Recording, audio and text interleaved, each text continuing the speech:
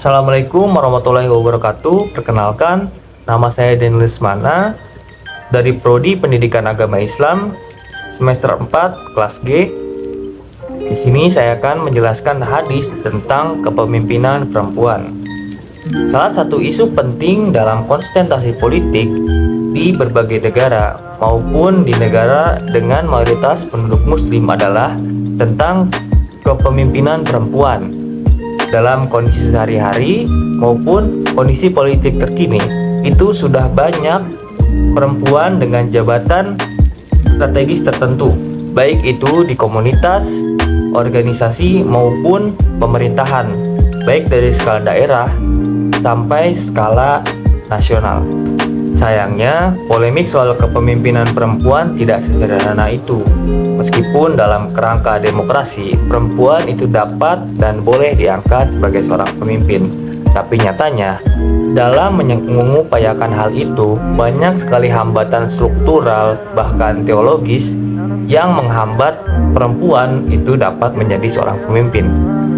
Apa yang disebut pemimpin itu di sini sangat luas, mulai dari jabatan atau penindasan komunitas agama sampai organisasi kemasyarakatan. Dalam konteks ajaran Islam, hadis mengenai kepemimpinan perempuan itu sering disebutkan dan didiskusikan sebagai salah satu isu yang menghambat perempuan di masyarakat.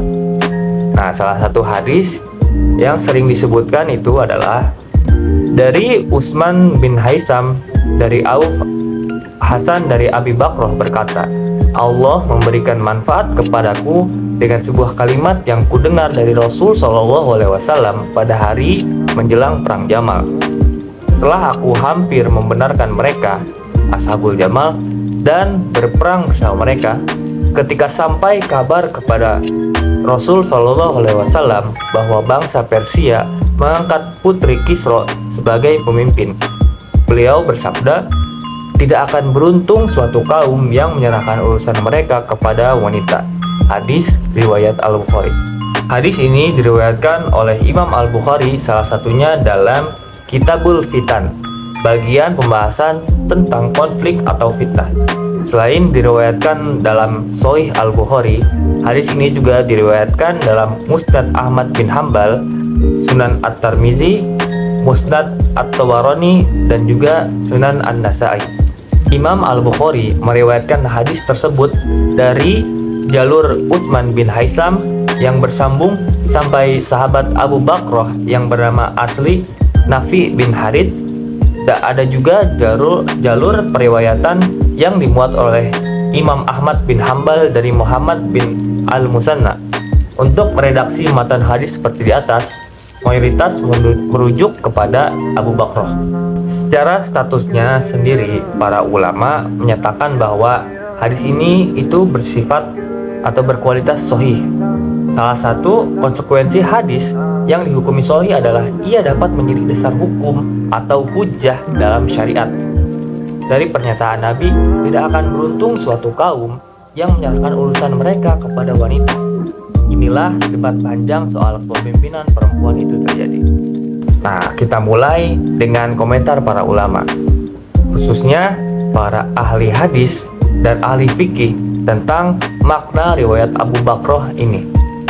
Pada muhaddis sudah menyatakan atau menyepakati kesahihannya. Salah satunya karena telah memenuhi standar Imam Al-Bukhari, dan Imam At-Tirmizi juga menyebutnya hadis hasan sahih. Asbabul wurud atau sebab dituturnya hadis tersebut oleh Abu Bakrah adalah ketika konflik meruncing antara kubu Sayyidah Aisyah dan juga Sayyidina Ali bin Abi Thalib yang menjadi pemicu perang Jamal pada tahun 36 Hijriah. Posisi politik Abu Bakrah sendiri disebutkan tidak berpihak pada kubu Sayyidah Aisyah dan juga mendasarkan sikapnya pada pernyataan Nabi di atas. Para pensyarah hadis menjelaskan peristiwa apa yang menyebabkan Nabi berujar demikian. Al-Kisah, negeri Kisra, salah satu bagian dari negeri-negeri Persia, memiliki seorang raja yang terbunuh, buah dari konflik internal kerajaan. Rupanya Pembunuh sang raja adalah anak lelakinya sendiri. Intrik demi intrik pun terjadi dalam kerajaan. Dan singkat cerita, diputuskan untuk mengangkat raja dari anak perempuan sang Kisra. Sayangnya, anak perempuan Kisra ini itu kurang sukses dalam memimpin kerajaan. Banyak diskusi tentang sebabnya. Ada yang menyebut bahwa inkompetensi atau kurang layaknya dia sebagai pemimpin. Ada juga yang menyebutkan bahwa kemunduran kerajaan itu adalah akibat Kisra menyobek surat dakwah dari Nabi. Maka ia kualat dengan terjadinya intrik dalam istana, serta keterpaksaan anak perempuannya yang menjadi raja, dan juga doa Nabi mengenai kemunduran kerajaan pun akhirnya terkabulkan. Demikian kurang lebih keterangan dari Irsyadus Syari Syarah Sahih Al-Bukhari karya Imam Al-Asqalani, dan juga Tuhfatul Ahwazi Syarah Sunan At-Tirmizi karya Imam Al-Mubarakfuri. Mengenai diskusi dalam syariat, Syekh Muhammad Al-Aini dalam Umdatul Qari Syarah Sahih Al-Bukhari mengutip pendapat para jumhur ulama tentang istinbat hadis tersebut. Perempuan tidak dapat menjadi sebagai qadli atau hakim, meski ada pendapat minor di kalangan mazhab Malikiyah yang memperbolehkannya. Komentar serupa juga dapat ditemukan dalam Syarah Sahih Al-Bukhari lainnya seperti Irsyadus Syari karya Imam Al-Asqalani maupun Fathul Bari karya Ibnu Hajar Al-Asqalani. Tidak boleh menjadi qadli dalam urusan kesaksian dan imamah kepemimpinan pun perempuan juga dilarang. Mengapa jumhur ulama berpendapat demikian? Salah satu argumen disajikan oleh Imam Al-Munawi dalam Faidul Qadir tentang hadis tersebut. Disebutkan bahwa suatu kaum atau golongan tidak akan sejahtera jika dipimpin perempuan karena lemahnya pemikiran perempuan. Selain itu, berdasarkan keterangan Al-Munawi, perempuan adalah aurat, merupakan suatu pantangan bagi seorang perempuan untuk menjadi pemimpin, karena pemimpin itu perlu banyak tampak di masyarakat. Lebih lanjut lagi, dalam Subulus Salam Syarah Bulughul Maram karya Imam Al-San'ani disertakan juga komentar bahwa perempuan itu telah ditetapkan syariatnya untuk menjadi pemimpin di rumahnya sendiri. Hal ini meniscayakan bahwa urusan domestik rumah tangga adalah tanggung jawabnya seorang perempuan, dan di sanalah perempuan dapat memimpin. Dengan beragam catatan yang telah disebutkan, sementara dapat kita simpulkan bahwa pandangan ulama klasik yang dominan adalah tidak tepatnya mengangkat perempuan sebagai pemimpin. Dalam hal ini adalah terkait persaksian, qadhi, serta imamah, kepemimpinan pemerintahan. Disebabkan muatan hadis ini, ulama kontemporer mulai mengkaji dengan sudut pandang lainnya. Muatan hadis Abu Bakrah tentang perempuan itu tak layak menjadi pemimpin ini tak sejalan dengan semangat yang ada dalam surat At-Taubah ayat 71. Bismillahirrahmanirrahim. Wal mu'minuna wal mu'minatu ba'duhum awliya'u ba'd. Ya'muruna bil ma'ruf wa yanhauna 'anil munkari wa yuqimuna as-salata wa yu'tuna az-zakata wa yuti'una Allah war rasulah. Ulaika sayarhamuhumullahu innallaha 'azizun hakim. Yang artinya, orang-orang yang beriman, laki-laki dan perempuan, sebagian mereka menjadi penolong bagi sebagian yang lain. Mereka menyuruh berbuat yang ma'ruf dan mencegah perbuatan yang mungkar, melaksanakan sholat, menunaikan zakat, dan taat kepada Allah dan Rasul-Nya. Mereka akan diberi rahmat oleh Allah. Sungguh Allah Maha Perkasa dan Maha Bijaksana. Selain bertentangan dengan Al-Quran, sebagian ulama kontemporer meninjau bahwa kasus hadis tersebut bersifat khusus hanya dalam konteks cerita Raja Kisra itu. Dengan demikian, di lain masa perempuan tetap bisa menjadi seorang pemimpin dengan prasyarat tidak melakukan hal-hal yang menyebabkan kemunduran pada negeri Kisra, yaitu tidak adanya kompetensi dan kecakapan. Pendekatan sesuai konteks cerita yang demikian sesuai kaidahnya, yaitu al-ibrah bi khususi sabab. la bi umumil lafzi. Meskipun pernyataan Nabi Muhammad itu merujuk pada perempuan secara umum, namun ia hanya dimaksudkan untuk kisah negeri Kisra itu saja.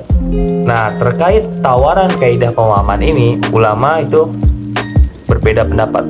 Bukti sejarah bahwa banyak raja maupun pemuka agama perempuan, tak terkecuali dalam sejarah peradaban Islam itu sendiri. Dalam Al-Quran dikisahkan tentang ratu dari negeri Saba yang digambarkan pemimpin kerajaan besar dan memiliki kebijaksanaan. Bagaimana juga asbabul wurud hadis Abu Bakrah tadi, latar belakangnya itu adalah kepemimpinan Aisyah.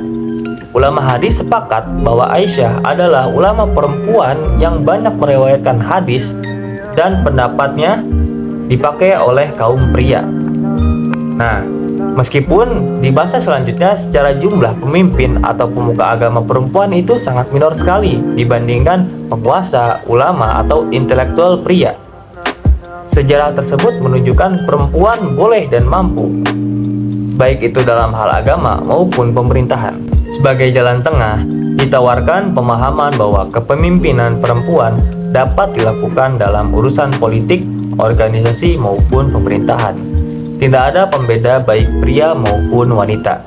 Kelayakan menjadi seorang pemimpin itu bukan sebab dari jenis kelamin saja, namun juga dari kompetensi dan kecakapan mereka itu sendiri. Namun dalam kasus perwalian, imam sholat, juga keluarga, perempuan itu tidak dapat menjadi pemimpin karena kan sudah sesuai dengan syariat yang telah ditetapkan. Tapi jalan tengah tersebut tentu tidak menjadi final bagi sebagian pihak. Bagaimana dengan fungsi perempuan kepala keluarga atau biasa kita sebut dengan single parent? Benarkah dalam pembahasan tentang kepemimpinan tidak ada stigma dan stereotip yang ditimpakan pada lelaki maupun perempuan?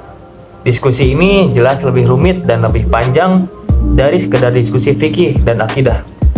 Kepemimpinan perempuan di ranah publik kiranya adalah gambaran kondisi sosial dan penerimaan masyarakat terhadap posisi dan peranan perempuan itu sendiri.